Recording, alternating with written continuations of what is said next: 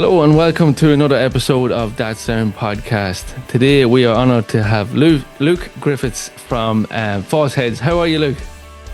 Very well, thanks, man. I'm very well. How about you? I'm fantastic. A big thank you for giving up your time to come on to our show and have a chat about your music and your life in music and your experience on the road. You have a lot of experience and a lot of years under your belt and still a young man. So for maybe some of our listeners, could you give us a kind of a backstory of the band and tell kind of a quick, and then we go in deeper? Yeah, yeah. We basically, we formed around 2015. That was me, Jake, and Barney. We were school friends.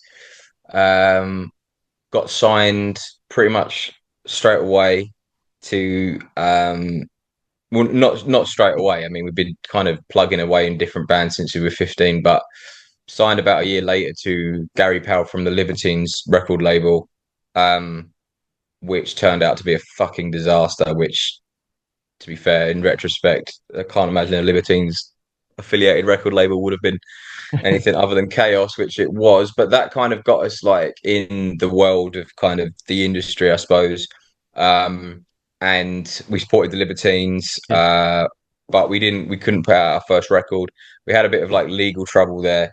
And then we met Danny Fields through someone who knew someone at the record label, and he kind of became our mentor.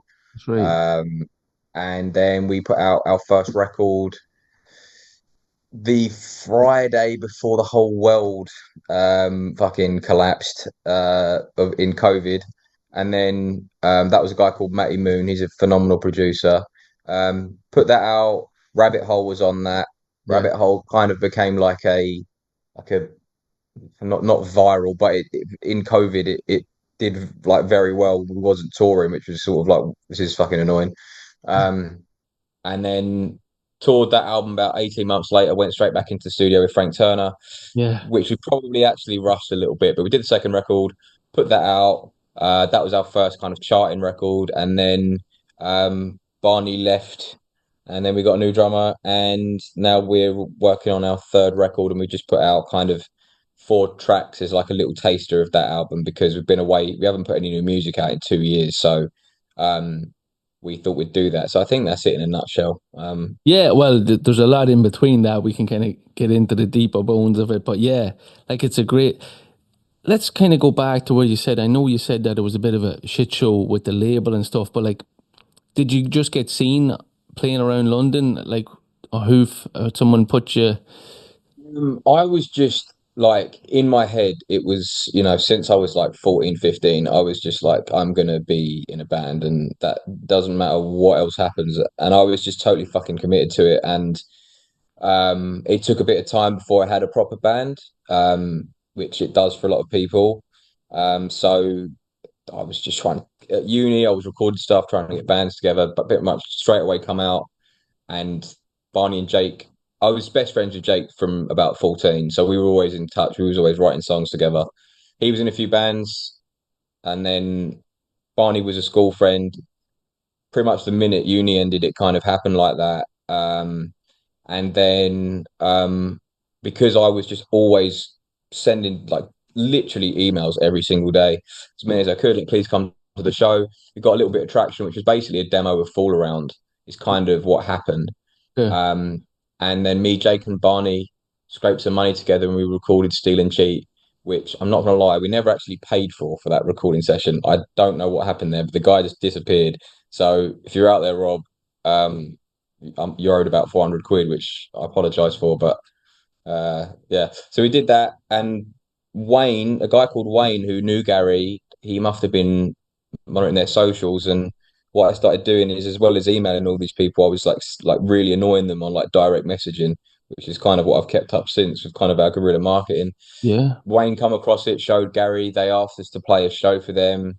We played a show, and yeah, and then that was kind of it, really. We signed to them, and like I said, I mean, everything in the music industry is fucking difficult, and we've had a lot of difficulty. I mean, I can't believe we've been like kind of on and off together for 10 years. We've only out 2 full-length albums, but it's because the industry is a bit is well, it is fucked. So, Yeah. but yeah, and that's kind of what happened at the beginning. And Uh, Persistence is key, Luke.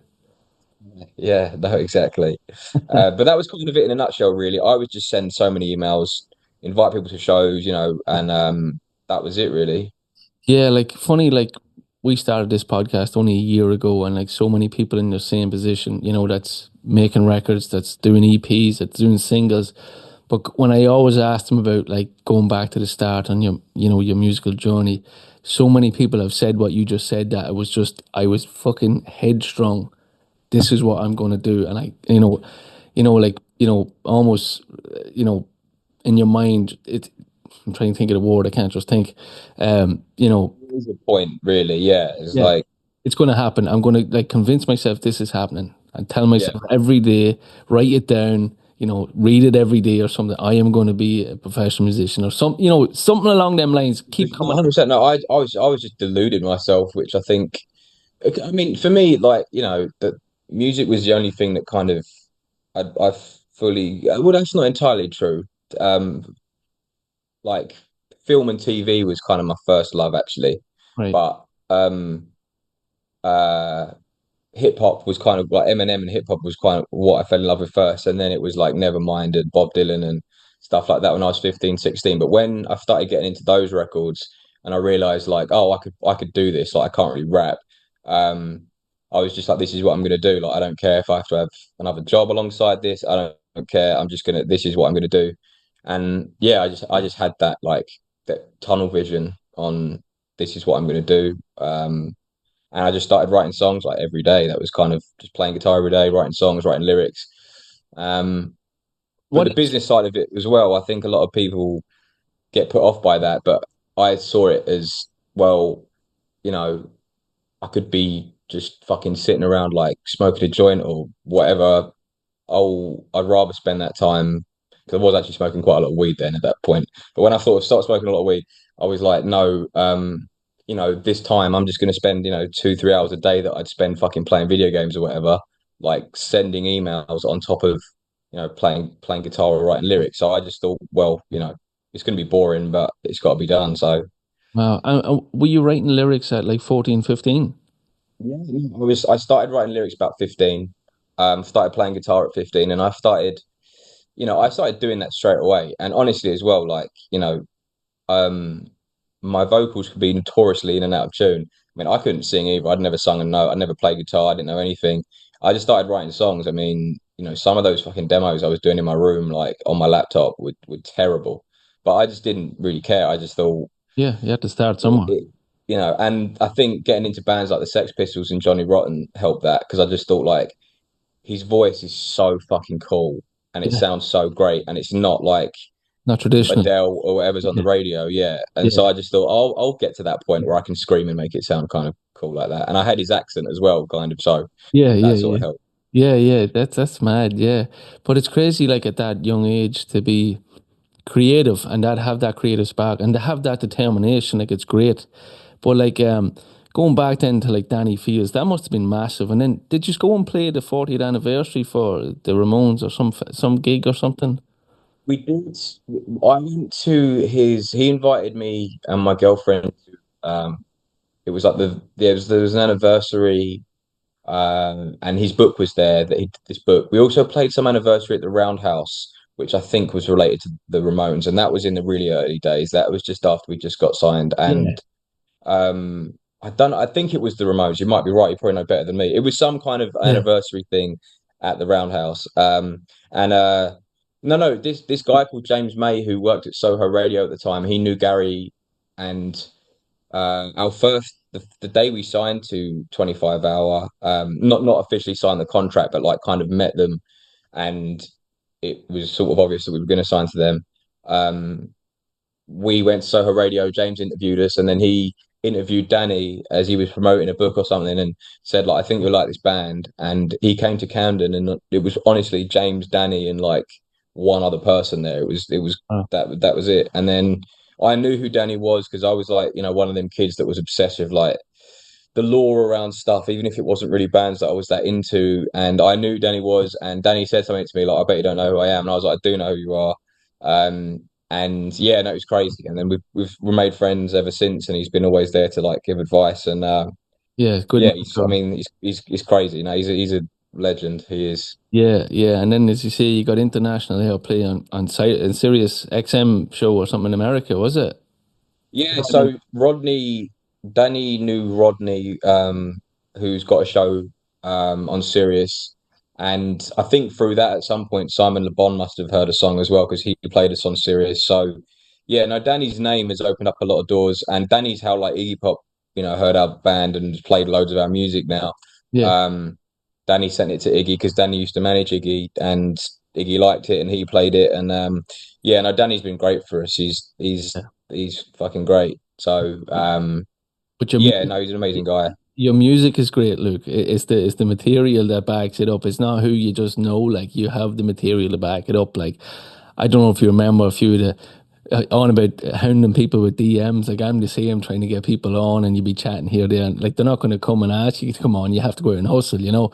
But I remember chatting to you, and like straight away, man, I went through back some of your older stuff, like Rabbit Hole came up straight away, and Cottonmouth, and then you were starting to drop the new stuff, and it's like holy shit. Like it's fucking quality stuff, man. Like you should be proud of it. It's really, really good material. I love it. I was listening to it today, all day. You know. No, thanks very much, man. Like, we take the music seriously. I like to think we don't take ourselves too seriously, but I always have done, always like writing songs. I've found it like, people say it's such a fucking cliche thing, but I do find it a form of therapy, in a Oh, way to write music. So 100%. definitely compelled to do it. And like I think I channel a lot of my rage, which can Yeah. bubble up from time to time. Oh shit, Uh, man. We all have so like it yeah, definitely is like I don't think it's a cliche at all. I know everyone says it in interviews now it's a terror, but like we all have our shit, man. There's none of us perfect. And like, if you're in a shitty mood and you want to fucking just vent or something, you can put on one album. Or if you're feeling low or something, there's an album for every mood or every fucking, situation. That is I big advocate, like it definitely is therapy. Because there's times that I might have grabbed a fucking slab of beer and God knows what else, but you know what? It's listening to an album sometimes better. You know? exactly, man. 100%. I'm with you on that. Yeah, yeah. But then no, like that's what I was trying to get at. Like, some people would say, "Oh, I know such and such or that lad." No, no, yeah, it helps, but your material is what I think. I think I'll tell you now as well. It's a big thing at the minute, and I've spoken out about it. Yes, Like yes, yeah. Speak about it because I'm with you. so one. Where do we start with this? I think like so. Why I'm proud of that is that I would Jake's family. Jake is technically fully Irish, so Jake's mum and dad are Irish. Um, come from an Irish immigrant background, born in Seven Kings, poor area in East London, moved out to a nicer area where we met. Because his mum and dad, worked hard, got him out of that. I was born in probably the poorest borough of East London which was Newham, Canning Town. That's where all my family were from. I was born there. My dad worked very hard, moved me out to a sort of nicer suburb on East London. So me and Jake are both from kind of, that generation where there was a little bit more class mobility, and me and Jake were kind of from working class backgrounds, from families that did well for themselves, but Yeah, fundamentally our family were working families. We yeah, we were. I'm lucky that I wasn't on the breadliner in poverty the way that my dad was. yes, Good, hardworking family, and we didn't go to private school. We met at school, good school, but we didn't go to private school. Got into the industry, and all of those contacts were just from pure, perseverance and bit of luck, which you need. uh, I think what's changed slightly now is it's not just nepo babies. I think it runs a little bit deeper than that. And first and foremost, fundamentally, like music is transcendent of that. Radiohead are one of my favorite bands. They're all fucking posh boys from Oxford. Don't give a fuck. Their music's amazing. yeah, I think what I struggle with is the working classes and the lower middle classes, kind of normal work people from working background. They are the walls are closing in on them, yeah, and I would say now, you know, if you meet someone in the music industry, whether they're a band, a journalist, an agent, and they're under 35, 40, they're probably either a nepo kid or their parents are, we're not talking parents that are even on, I don't know, Yeah. 150 grand a year. You're talking their parents are most likely super, super wealthy, Yeah. old money. Yeah. And I think that is a problem. And I think it's not necessarily, I don't like kind of pointing the blame. I get frustrated sometimes when I see people come out and say, like, I saw someone on TikTok the other day being like, oh, well, it's, and he was fucking posh. Of course he was. But Yeah. his point was like, named a few bands with like, I think his example was Wonder Horse, and I'm not slagging his music or anything like that. But he said like, obviously everyone's now bringing up that his bass player is the son of Kim Wilde. That's not had any impact or like thing on his career. Well, it obviously has. Hmm. I mean, it's not. I don't. There's nothing wrong with that, but it's not. It's not that band's fault. I don't think it's any of the kind of bands or. And let's be fair, it's predominantly indie rock and pop. I think hip hop still Yeah. he's probably the genre left that is still would be seemed inauthentic if it wasn't from kind of working families. Hmm. But indie and pop, I think, has become extremely metropolitan and nepotistic and very privileged. And I think it is becoming so prevalent that I would say some kind of discussion or don't want to say a rectification because I think the problem runs deeper than just the fact that all people are giving their kids, jobs as journalists or bands or whatever, Yeah. and the money because being in a band now is extremely expensive. And I think that is what has actually created the vacuum that has allowed this to happen. Is that streaming has basically ripped the bottom out of Yeah. your income. I mean, that's the reality of it now. It's you know you do not have a constant source of income the way that you would in the Oh, 90s or the 2000s. how It to just doesn't survive. happen. And I think it's so much more difficult now because labels don't really hand out personal advances anymore. Hmm. Um, you're going to break even touring before making any money, probably in the first 4, 5, 6 years, If you're lucky. um, if you're lucky, right? So the bottom's taken out of it, and I think it's just created a vacuum that has allowed that to happen. And I'm not knocking any of the music or anything like that, but I do think something is. I mean, it's not just the music industry. I think Danny Dyer said the other day, there's no uh, working class people left in or there's very few working class people left in the arts and it should be available to working class people and Yeah.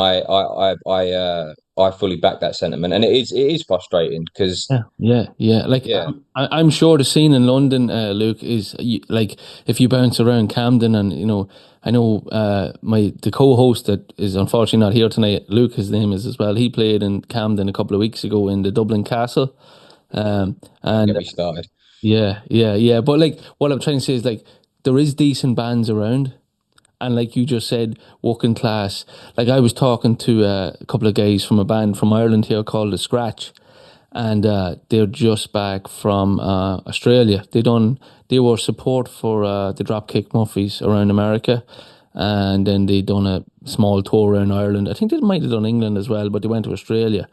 And similar story, like it's like you know, he'll come back and I'm like, how'd you get on? Yeah, it was great. I'm fucking broke. I'm starving. Yeah, I'm fucking, yeah. and I was actually talking to another guy who was in like a thrash metal band, Gamma Bomb they were called, and they'd done a tour of America around 2012, 2013. Working class guys, regular guys, were signed, but he was telling me that their allocation a day was $8. Yeah. He's like, we used to look out the window driving by McDonald's and KFC, and like we're eating like two pot noodles a day, do two shows a day. I And know, man. I I'm like, know. and then I'm like, and then he's like, why? Like, I love music. Why can I not even just, I'm not looking to be a millionaire. I just want to have enough to support a fucking, a bit of a career, have some food, have some money in the bank, but I'm doing what I love, exactly what you said, but I'm fucking skint all the time and I'm looking over my shoulder.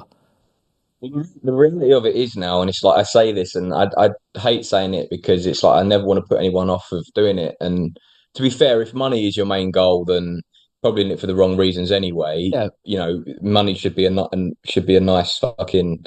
just to That's what, survive, I mean, by like, yeah, to survive. But like, really, you have to kind of find work that you could do alongside being in a band, even once you get signed. And yeah, I mean, no, definitely. people when the place I work and then they find out I'm in a band and they go, you've got like 1.7 million streams on a song, how have you got a job? I'm like, so I probably earn about £800 from that all in. Like, Yeah, it's I think it's an interesting one. I think what's become like kind of flippant is like, and I've said that as well, in fairness, like the nepo kid stuff, but I think that is a symptom of a deeper problem that is happening in the music industry that's not really being addressed.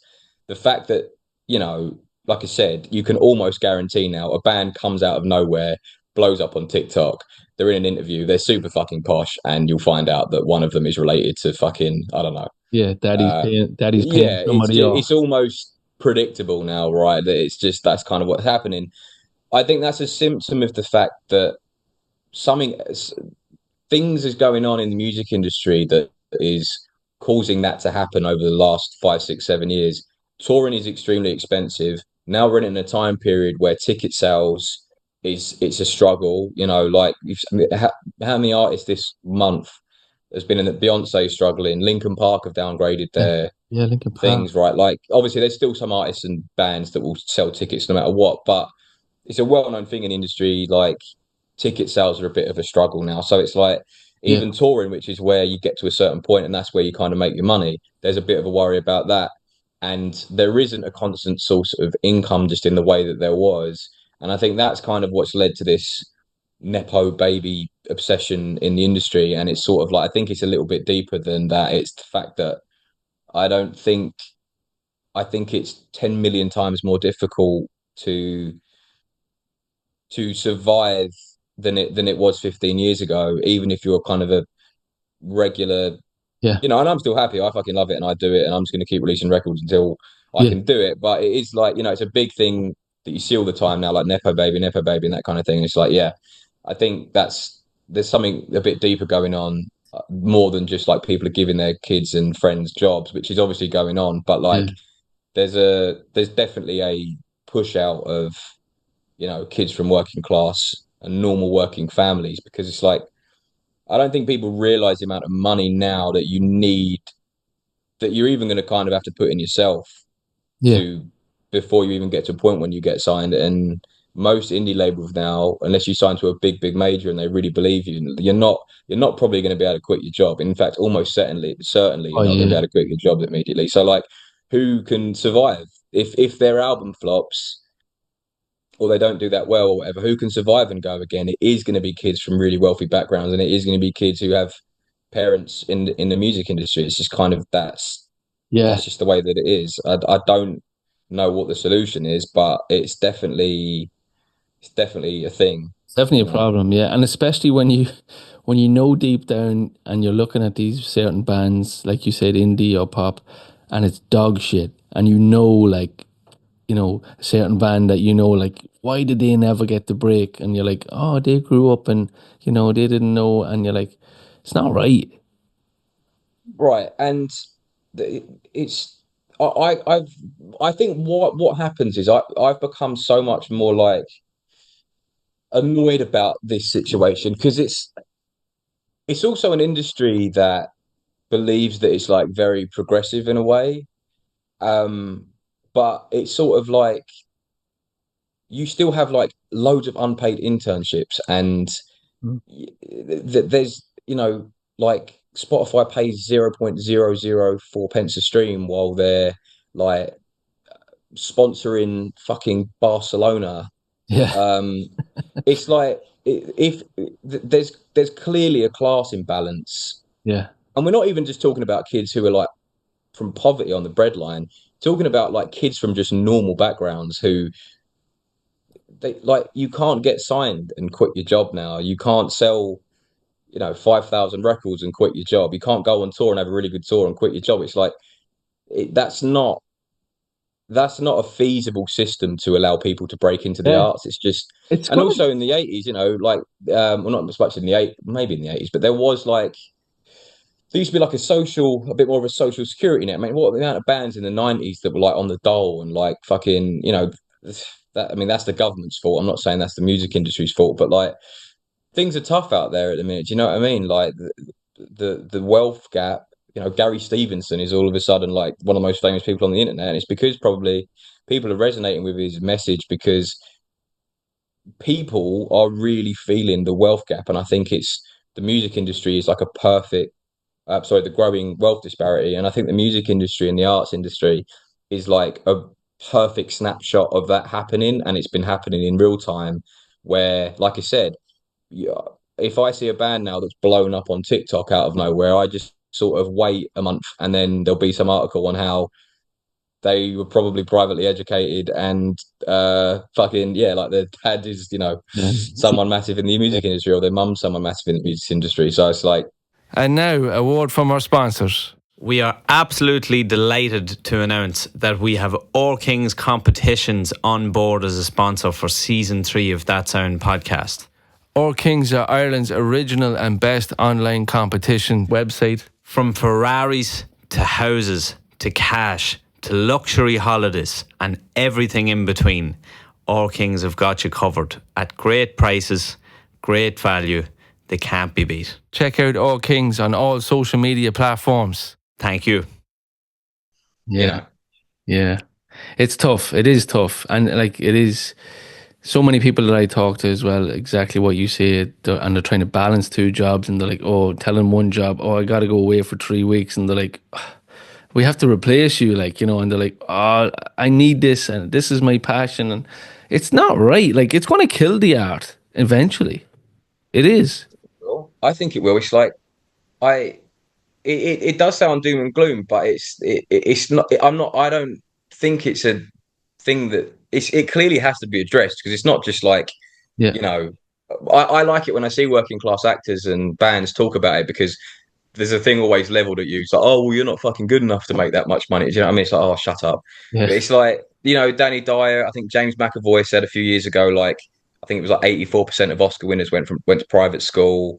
Like, again, I actually don't give a fuck if someone's a great actor or someone's a great band or whatever. I don't really care. But like, there's a lot of bands that are fucking terrible that would be working at McDonald's if they came from like a normal background, and it's like how the fuck's that happen? Oh, okay, right. Well, that's how that's happened, Yeah. and I think that's because what art is meant to be is like snapshots of kind of different things in reality told through chat, like filtered through the person and come out in a very creative way. Mm. And I think what's happening now is that the kind of petri dish of people that are kind of allowed to express that and be successful with that expression, it's just becoming smaller and smaller and smaller and smaller. And I do think it is having an effect on the quality of the art coming out. I mean, I feel like I've turned into an old curmudgeon where I'm like, I just do not understand what that band like. I don't. It Yeah. doesn't make Yeah. sense to me. Yeah. So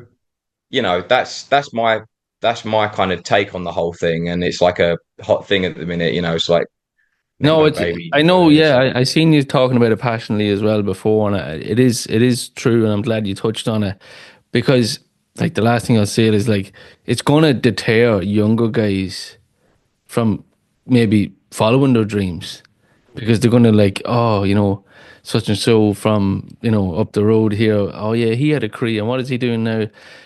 He's tipping away playing music, but like he should have made it. I think we all know that one guy that like should have made it and like Yeah, had everything and yeah, just didn't get the look or didn't get the push because he wasn't from here or his daddy didn't know fucking the CEO from Sony or fucking some of this shit. Like, but okay, we hope everybody struggles on because that's what we love is music. But yeah, exactly. Luke, there was some other massive gigs you done too. Experience. You done with Josh Home, yeah, Josh Home. Yeah, that was amazing. So we've done 2 shows. We did the Nick Alexander gig in honor of because we're friends with Zoe, who is sisters of Nick Alexander, who died at the Bataclan in the terrorist attack. and we played a gig for her, and Josh was headlining, and that was amazing. One of the best gigging experiences I've ever had. And then we went on before Queens of the Stone Age, Yeah. on the Croatia. main stage in music festival, which was great. Yeah, yeah. Was that in Croatia, was it? Yeah, it's Croatia, yeah.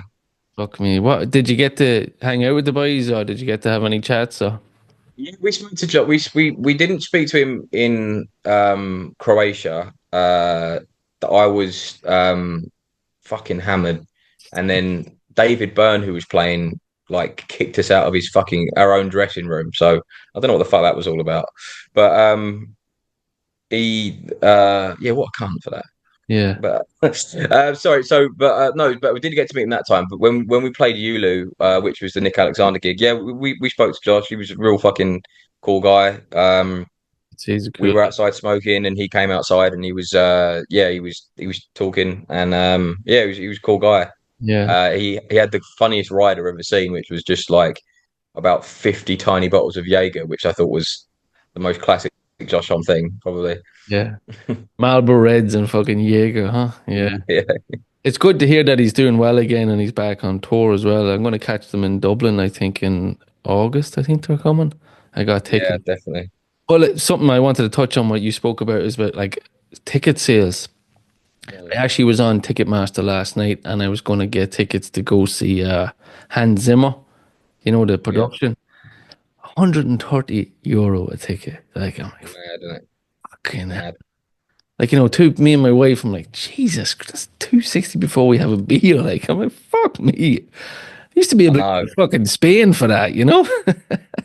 I mean, it's crazy, man. I think the thought process is behind it is that promoters and everyone are worried about ticket sales because so many people are struggling. I mean, I think even like didn't J Lo pull her tour last year, and Yeah, the Black Keys downside their tour from arenas and stuff. Like it's a pretty open secret now that bar of like a handful, like people are struggling a little bit with ticket sales, and basically it seems like most people are buying their tickets in like the week of the gig or yeah, the yeah. day of the gig. Yeah, So I guess the thought process is, well, let's put them up really high so more people will, if we don't sell enough, we'll still yeah, make the money back. But I mean, that's fucking stupid. I don't think that's going to work, to be yeah, honest. I mean, Linkin Park just had to slash, not yeah. only downgrade, but then slash all of the prices for the tickets. So But did they slash the price as well? I, correct me if I'm wrong. So if anyone watches this and I'm wrong, I feel like I read today that they had to slash the prices of the tickets as well. Um, What did you make of the new stuff? Did you listen to it? I haven't listened to it, to be fair. I haven't listened to it. Is it all right? It's a bit shit. It's a bit shit. Yeah, it's never going to be the same. You know, Mm. first time I listened to, it, I'm like, okay, but I think she's trying too hard to be Chester, and like nobody's going to be Chester. You know what I mean? No, no, no. It's a weird one releasing an album.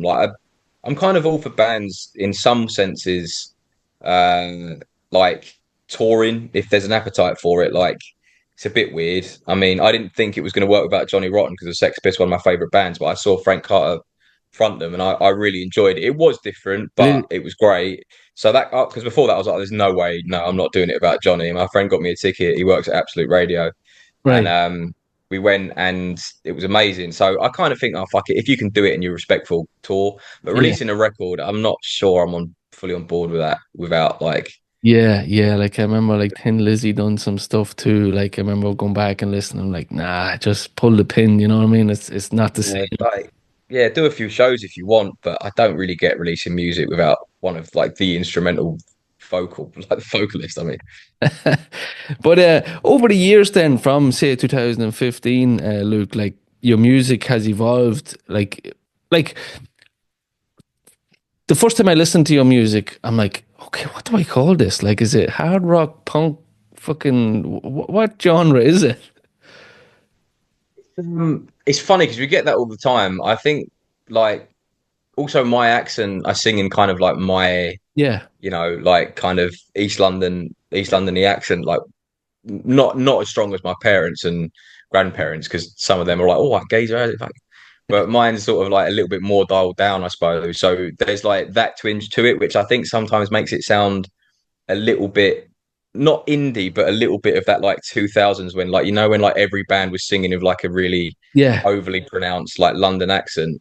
I like to think mine's fucking natural, but that's just what I talk like. But I think that puts a thing on it. And someone once said, "Oh, I describe you guys as hardcore indie," which I thought was a pretty cool way of describing our music. But it's funny though, because like we've never really thought too much as a band and as a kind of singular songwriter when I'm kind of writing or whatever of like a genre on it. I really like riffs and Oh I yeah. like screaming and I like melody as well. So I suppose it comes out in that way. But I actually think at times it's probably hindered us a little bit um, because a set writing the set live can be a struggle because like we dropped songs like Comfort Consumption, which is one of my favorite songs because it just did not work. um I think if we were playing like theaters and arenas and stuff, which hopefully one day we will be doing that, Yeah. um maybe bring that back, but in small clubs like we couldn't replay songs like Comfort. I think the closest we get to it is like Whatever You Please. Okay. And I think sometimes people who might bring friends to come and see us are a bit like, what the fuck was that? Um, but it's just something we never thought about. It's just I've always thought about it as like combining all the music that I listen to, and Yeah. uh, But it's not the but yeah, same as yeah, every other fucking music that's out there. It stands out. It really does. Like, because I man. remember listening to the new was it Cracked or was it Loose? I think it was Cracked. What's the lyric you say? The divvy cunt. He's All such a fucking divvy cunt. Yeah, I fucking love that bit. I love it. I love it. I was like, that's brilliant. That's fucking. I just love that. I love that you keep your accent. I actually do, because so many people put on like this. I don't know what you call it. Is it like a trying to be American or trying to be? funny, that how that started. I struggled with when and I was really young here. I At first when I was singing and sort of learning how to sing, like I would go in and out. I would sing normally, and then some words sound kind of weird pronounced in like my normal accent. And obviously sometimes when it doesn't come out of my normal accent, I don't try and force it. I just like I think in Loose I pronounce whatever you like want as what like one a little bit American-y because it Yeah, just didn't feel that natural. yeah, When I London. first started, it was like a little bit would sound like there'd be like a verse that would, it was like two-faced, you know what I mean? It's like one verse was American and then like one verse was kind of English. And then when we started demoing and I met my girlfriend and we were Full Set became like a serious thing and we got signed. She was like, Don't fucking sing in that American accent. Just keep your normal accent. Like it sounds so much better." Does. And then I was sort of thinking about it a bit more consciously, and then it became a lot more natural for me to do, Mm, and then it just kind of happened that way. But there's some words, like I said, in Loose, the way that song flowed, it just felt a bit weird to really be like, no, I'm going to sing one. yeah. So now it's just sort of found like a natural thing. But yeah, bands that fake an accent, Ah, I'm just not into it. Like, I yeah, I just wouldn't listen to them. I wouldn't like. I'm like, you're not being I'm with you. authentic. Yeah, I'm like, be who you are. You know, Yeah. you know. I mentioned that band already, The Scratch. It's definitely worth checking them out. A little bit more heavy, but I don't know what you'd call them either. They're kind of like folky. Somebody called them traditional folk metal. I'm So definitely going to check them out now. yeah, yeah, very, very good. They actually done a cover of and a kind of an acoustic thing of Aerials by System of a Down, but Oh, nice. they done it went Love that viral. tune. Yeah, yeah, it went viral. But yeah, I love you touched on riffs there, Luke. Jesus Christ, that new EP, man. If there's an album in the works, I'm really looking forward to seeing what's coming because the openings, Loose and Cracked, like the drumming, your new drummer, what's his name again? Sorry. Oliver, yeah, he's phenomenal. Yeah, Holy fuck. He's yeah, but especially him, I have to say I'm sorry, but he stood out to me initially. I'm like, whoa, okay, this guy's got something here. And then your riffs, everything.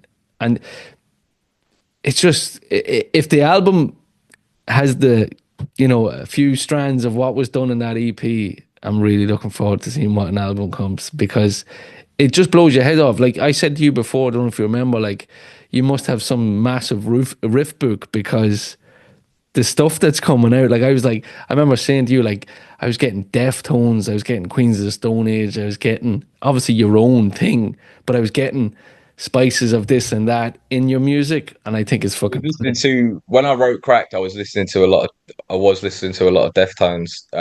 brilliant. Yeah, And it was funny because we used Adrian for that, who's going to do the rest of the album. So basically, I mean, I know it's not a fucking secret. Those 4 tracks they are going to be on the yeah, album. yeah, yeah. And we're gonna go and finish the album off in May, and then I think July with Adrian Bushby, who's a fucking amazing producer, and he did those 4 tracks. And why we've kind of put it out as an EP is we had this issues with our old management, and that's why we've taken a bit of time out. Barney left, Barney went to go and do something else, and Charlie joined, and so we thought we'd put this EP out in this very kind of small tour in small venues as like a little stopgap before we kind of start a full blown kind of album campaign again, which takes a lot of planning and depending on the label that we go for that, because we've kind of released this through AWOL. So that's going to be like a whole big thing, but those 4 tracks are going to go on the album. We just decided to put this out as a little stopgap because we've not put out any new music for quite a long time, and they're sitting there. And I just thought, I was chatting to our management and the band, and I was like, why don't we just fucking put them out? Like, fuck it, you know what I mean? So, I'm glad you did. but I was listening to a lot of Deftones at the time. That's good that I picked up on that. Yeah, I definitely heard Deftones, and I could pick up a little. I don't know. Maybe it's the sound. What kind of a guitar are you using? A Fender, is it? I don't know what I used on that. It could be my Golden Smith because we're endorsed by Golden Smith and they're great guitars. But I do have a Fender 66, Yeah, which is my favorite. that's the one that's in the Because video. I've never been that sentimental about guitars. I buy them, and also maybe because I've been broke for a lot. Well, I'll buy a guitar, and then if I want a new one, I'll sell it and buy a new one. Which Yes. a lot of Upgrade. guitarists is like that's heresy. Like you just do not do that. Yeah, But the Fender 66 is the Fender that I've had the longest, and I don't think I'll ever sell that because it's such a nice guitar. So it's either one of those two, and the pedal for the tone on Cracked, that intro, is some mental pedal that Adrian had. I can't really fucking remember what it is now, but um, I was trying my fuzz pedal, and Adrian was like, "No, we need something a bit more fucking gnarly." And he yeah, brought this pedal in, and I was like, oh, "That's perfect for the intro. Like, let's keep that." yeah, But I'm always writing riffs. I mean, like, I think it became more prevalent with it is because I just wasn't really hearing it in like mainstream rock music that much anymore. Like no, Royal Blood maybe was the last band that was like really riff heavy, but yeah, rock music's like moved away, and I don't understand that. Like fucking riffs, man. Like that's the iconic. That's like riffs is what made me want to learn guitar in the first place. You know what I mean? It was like yeah, first time I heard like Teen Spirit or fucking even like the beginning of like Anarchy in the UK. It's yeah, like what the fuck, like Immigrant Song, whatever. yeah, So yeah. that's why I'm just always fucking writing riffs now because Yeah. No, like hearing them. yeah, I'd love to be a fly in the wall in the studio because there's definitely some killer stuff there. Absolutely brilliant. Talking about Adrian, he's worked with Muse, the Foo Fighters, U2, Placebo. I hope I got that right. And did he win a Grammy? I think he's won 2 Grammys. I Funny think he's won. story that you must ask him is that so my co-host on the podcast, Luke, he was in a band called the Stripes in Ireland, and I believe that Adrian worked with them years ago. Right. They done some work in America and stuff like that. I think they recorded in one of the studios that the Beatles recorded in. I'm not sure. Really? I think it was Well, the obviously Abbey Road was the famous one. I yeah, it don't know about that. wasn't yeah, it wasn't, but I think it was the last album that they done. I think Adrian was working on it. I seen that when I was doing a bit of research. I'm like, oh look, that Fucking hell, nice. I'll ask him because we kind of became friends as well. We did become friends. I think if Adrian saw that, it'd be assaulted that I said kind of. Um, no, we became mates after. We just really got on with him, and like we meet for coffee and like just talk about music and stuff as well. And so that's always a helpful thing. But him working with those bands, I think, has obviously been majorly helpful to our sound. But I'll ask him because yeah, he's worked with so many people. Like I'll be like, oh fucking hell, you never mentioned you worked with them, or some band that I'll meet, be like, oh, we did something with Adrian. He's like, he's worked with so many people, and I think it's because he's so good at what he does. It Yeah. was funny talking about Cracked, right, with Adrian. The first time how Adrian kind of worked is like he came to we did like phone demos of those songs, like just recorded them on a phone. You couldn't really hear the vocals, but you could hear the rough structure. We sent it to Adrian, and then Adrian came to rehearsal, and he like changed like a few of like the sort of structures of the songs and stuff like that. But I mean, they were so well, we were so well rehearsed for those 4 tracks that not that much had to be changed. Although one change was genius that he did, but it was funny. But we went into Cracked, and I just was singing, and his notepad just like flew past my head and like hit the wall. And I was like, what the fuck? This guy's fucking mental. I was like, I thought it was like some kind of, I don't know, like middle-aged sort of talent show where like you get like um Crazy judge. shit. Yeah, and I was like, I just finished the song, and he was just, I was like, oh, what was that about? And he was like, oh, it was just so fucking good. He was like, sorry, can you do it again? Because obviously I've not made any notes. He was like, I just had to like get like throw some energy out into the room. So I was like, fair enough. But he's a really fucking cool guy, man. Like, can't speak highly enough of him. He's fucking great. Yeah, well, he got some nice sound out of them fucking guitars and stuff. Like Jesus Christ, I constantly listen to them tracks. So, yeah. So the album, then. So you left them four and possibly what, another 4 or 5 songs. So we've got I've got about 12 more written. We won't record all 12. I think we'll record probably 9 of them. I think the album's going to be about 11 to 13 tracks. So we're going in to do one session in May, which will be 3 tracks because that's all we could do because Adrian's busy and we're really busy. And then in June or July we'll do whatever's remaining. Sorry. So Yeah. yeah, it'll be between 11 and 13 Cool. songs, I think. And will you release them on vinyl and stuff like that? Will you do any? Yeah, that'll be a proper release. That'll be a proper release. Like I said, it just we've had like just it's been a fucking chaotic 2 years in the band with Yeah. like change of management, and that's been a pain. And then like a new drummer, and I just was like, no, I want like the fans to hear something. I'd like to do a little small tour and then go back into like because when you do an album campaign, I mean it can be between 7 to 14 months. You know what I mean? So there's a Pushing. string of We won't release as many singles because we've put an EP out that will be Yeah. on the album, but it's a string of things. It's like UK tour, Europe tour, and then obviously the dream is because to be honest, most of our fans are in fucking America, so we need to get over there. It's like to go over to America if the album does well enough, and then yeah, it can last 18 months. So that's kind of what we're going to get into towards the end of the year. Cool, cool. Well, I'll be definitely looking out for to get a vinyl. I'll get one over to Ireland definitely. But your tour then, you're bouncing around the UK now in the next couple of weeks, right? Next couple of days, Uh, is it? 3 weeks, yeah, 3 weeks time. Yeah, fucking that's come up quick. Yeah. Where you heading to? You doing Scotland? You're doing. I had it written down here somewhere. And yeah, Glasgow, Manchester, Birmingham, Brighton, London. Yeah, just a quick, nice, short tour, just to give people a little taster of the third album, really. Yeah, yeah. No, definitely. We'll have to get you over to Ireland one of these tours. We can't wait to come back. I think we've done Ireland twice now. Right. Loved it, fucking loved it both times. And yeah, no, love to come back. And obviously, Jake's got Irish heritage, and my nan's from Skibbereen, All right. um, Okay. so there's Good. an Irish connection. And Uh, good Guinness over here too. Like. oh man.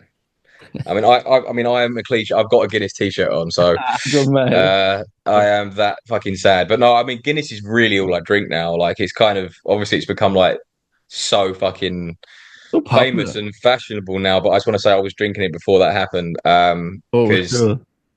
so yeah, and my girlfriend's Irish as well. So Oh, when we first started going out, like you can't really not drink Guinness when you're around them. So I've yeah. been drinking it for fucking years now. And yeah, it's almost become like a cultural phenomenon. I mean, it's like Yeah, I feel crazy. like there's like a resurgent of younger people drinking Guinness now. I live about an hour from Dublin, Nice. and I was up there on Friday night, in Whelan's. You might have played in Whelan's. It's kind of a Whelan's, yeah, yeah. 200 or 300. No, what is it? 200 or something? I'm not sure exactly.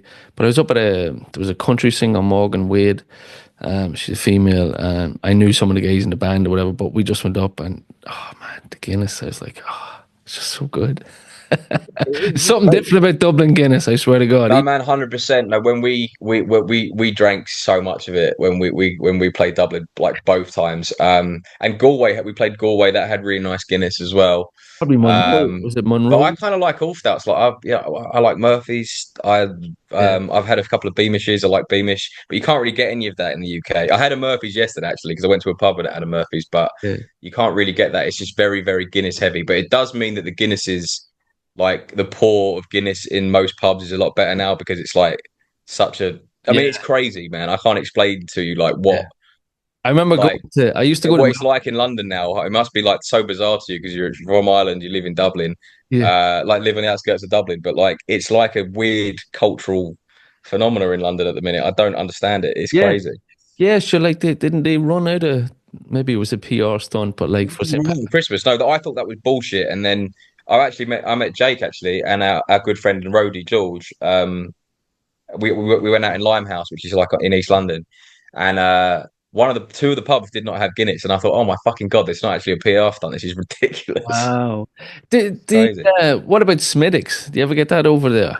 It's like, no, you don't get that. I used to drink Caffreys. Honestly, from the age of 20, I just became an old man, like with the drinks that I started drinking. But Caffreys is delicious, man. But you can't. Obviously, that's an Irish ale. That's not a stout. But you can't get Caffreys here anymore either. It's just Guinness, and occasionally some pubs will have a Murphy's, and I think Gibney's in Shoreditch serves Beamish, but yeah, it's just Guinness, basically. Down in the south of Ireland is all kind of Murphy's, like Skibbereen, like Cork. That's all.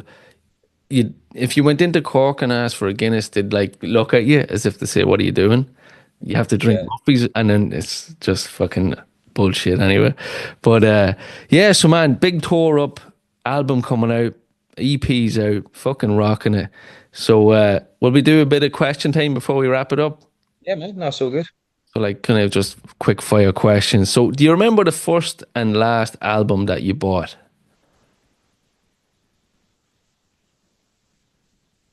Fuck me. Does that include downloads or like purchasing an album? Yeah. Okay then. I reckon the first album I ever actually bought with my own money would have been EXO by Elliott Smith or the Marshall Mathers. It would have been the Marshall Mathers EP. It would have been the Marshall Mathers EP. Good album on CD. Yeah. That was the first album I bought. I'd had like albums bought for me by my parents, but that's what I bought. Last album I bought. I actually can't think of what it would be. So easy. It might have been Calv Louise's last album. I think I downloaded that off iTunes. Yeah, I think it was that. Cool. Do you remember the first concert that you went to? First concert I went to was, I think it'd have been Reading Festival. I was so young, so I think it'd have been My Chemical. The first gig that was actually no, I actually left for that. The headliners were I was well young. So with My Chemical Romance with like Brian May, Strokes and Muse headlined. I think that was the first gig I went to. I think it was that Reading Festival in like 2006, 10 or something. 2010 maybe. Yeah, I think like 16 or something like that. Yeah. I think it was that. I think it was Reading Festival. All I know is Strokes and Pulp headlined, Muse headlined, and it was like My Chemical Romance and Brian May come on stage. Oh, wow. Yeah, I seen the Strokes. I've seen Muse. I seen Muse actually in New York, and they were fucking amazing. Muse are amazing live. Muse are incredible band live. One of the best live bands I've seen, to be fair. The bass player is just a freak. He's so good. He's so fucking good, man. Amazing. Any other hobbies apart from music, football or? Yeah, football. Played football till I was about played for a Sunday league team till I was about 18. I've always played five-a-side. Like watching football, support West Ham. Which there was just no option but to support anyone else in my house. I'd sleep in the shed. So I got stuck with West Ham, but have seen us win a trophy, which will probably never happen again. TV, film. I'm actually sort of dabbling in the TV world a little bit. I wrote a TV show that was optioned, which means it's kind of been pitched around. So fingers crossed. And I've just started developing a TV show about my family, my dad's side of the family. Uh, Probably long. My granddad robbed banks, basically. Long story short, and so me and my cousin have started and writing a show about that, and we're developing it with a production company. So really early days. That's so So cool, yeah, man. I that's been my yeah. that's so fucking cool. Really fucking cool. I've always wanted to do something like that because I don't know what it is, but like when I tell people stories about my childhood growing up and the friends that we and the shit that we used to do, I'm like, this should be a TV show. I'm fucking telling you, man. I swear, like there's so much crazy shit that we did. But robbing a bank now that kind of takes the biscuit. But Honestly, interesting. you should fucking just do it. Like, I mean, so basically, how that come up, I suppose, is quickfire.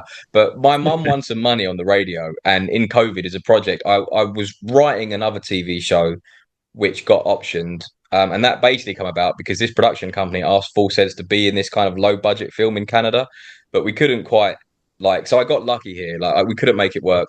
I sent her this TV show that I did this workshop, and I paid for this workshop. And this guy there helped me do it. They optioned it, which doesn't mean it gets made. It means that the production company sort of pitch it to networks, so it can go on for years. But Yeah. then from that, I said to them, like, look, this kind of me and my cousin have always wanted to do something about my dad's side of the family because I mean, there's been more prison sentences in that than the fucking Manson family. So, and she was like, really? And I sent her some articles that were online about some people that were in my extended family, and she was like, oh, you should definitely write a TV show. And that's kind of what happened. So we wrote it and we're developing it. We were just sort of we've just finished the pilot. We were kind of not filming it, but writing the pilot, and we're workshopping that with the production company. So Fuck. yeah, man, it's been good fun. So yeah, I've got other hobbies, I suppose. Yeah. Oh, geez, that's fucking that's really fascinating to me. I think that's so fucking cool. Like, fair play to you. Yeah, man, you must be fucking crazy busy. Holy shit. Yeah, cool. So on that topic, then, can you name a book, an album, and a movie that everybody should check out? An album. I'm gonna say EXO by Elliott Smith, just because I think he's possibly the greatest songwriter that ever lived. In terms of kind of melody writing, he's just sort of unparalleled for me. So I'd say EXO by Elliott Smith. Cool. Um, a film, I would say. Let me think of something that I watched recently. Um, Can be a classic. Doesn't have to be fresh. uh, okay, I will say The Big Short. I think that's a really good film, and I think it's really well done, and because it's a very sort of long, complicated it's hard to get your head round, and normally only goes like comes up when it's like 4 a.m. in the kitchen and someone's off cocaine. So let's talk about the financial crash. You're sort of stuck there for an hour and a half. But the Big Short, I think, is a great film, and I think like is a good insight into how that world, which is just fucking horrible, Yeah. is just sort of does its own thing, and like everyone else fucking pays the price for it, and how they get away with it is just astonishing. So I'd say the Big Short. And a book, I'm going to say Fight Club. Fight Club is one of my favorite films, but the book is actually brilliant. I think the film's slightly better, but it seems to be, in my opinion, when you meet people, it's a weird thing where most big films that are based on books, loads of people have read the book. I've not really met anyone that's read the book of Fight Club, even though it's such a classic film. Um, so I'm going to say Fight Club, the book.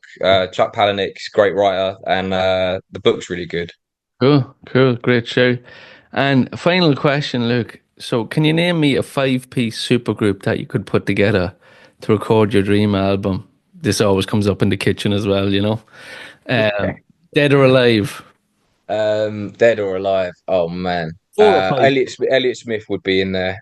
Um, I think I'd put Elliot Smith on kind of songwriting, um, but sort of like yeah, songwriting, rhythm guitar duties. Johnny Rotten as the vocalist. Um, Johnny Greenwood on lead guitar from Radiohead. On bass. Paul McCartney, Ooh. and I've missed Kurt Cobain out. Kurt Cobain's in there somewhere. He's the roadie, but also he runs on and helps out when necessary. And Yeah. I'll pick Dave Grohl on drums, which is a little bit of a cliche, but he's my favorite drummer because his parts are so fucking interesting but simple a lot of the time, which I think is an incredibly difficult skill to have. Yeah. Um, Yeah. and written some of the most iconic like drum parts in Yeah. I honestly think like thing is I think because Dave Grohl's kind of become that name where he's so famous it's almost like you can't say Dave Grohl because it's Dave Grohl, but I can't think of that many other drummers who have that many famous iconic Yeah. parts that are almost remembered the way guitar parts are. Yeah, and like how he like they got a lot of them drum beats from like old 50 songs and 40 Mm. songs and just kind of he put his twist on it. Like you said, it's not overly complicated, but he made it sound fucking groovy and different. Like obviously when Nirvana came out, we were all like, "What the fuck is this?" It And was it's crazy. Like it's funny you say that because he says that in that interview with Pharrell, isn't it? Where it's like the tone, the intro. But like, I remember the first time. I mean, "Smells Like Teen Spirit" is kind of one of those songs that you is always like loosely in your consciousness because it's sort of ubiquitous. But the first time I remember listening to "Smells Like Teen Spirit" properly, I was probably about 13, and the drum intro yeah, is what just sets the song off into like yeah, and I'd never heard anything like that before. and Like it's that not is what sets the song complicated. off. Like Yeah, it's yeah, exactly. simple, but it's like it just pulls you in straight away. You know, Immediately, it's like immediately. So yeah, it's like the riff in Cracked. Look, it pulls you in straight away, man. thank you very much, man. Well, Luke, where can people find you? What's your social media tags and stuff? Yeah, just everything's just at False Heads, no dash, no slash, FALSEHEADS. TikTok. Why did I say TikTok first? TikTok, Instagram, Facebook, Twitter, X, but we don't really use that anymore because it's full of cunts. Um, yeah, so anything, it's just at False Heads, YouTube, whatever. Yeah, yeah, and get out there and support the boys on their English tour for all our listeners in England. But yeah, Luke, it's been a pleasure. I really enjoyed this one. It was good old crack. And Yeah, man. No, thanks very much. Sorry it took me so long to get on here. it's all good, man. And hopefully down the line, maybe we'll see you over here for a pint in Dublin. That sounds perfect, man. Thank you. All right, Luke, take it easy. Bye, man. Bye bye. Bye.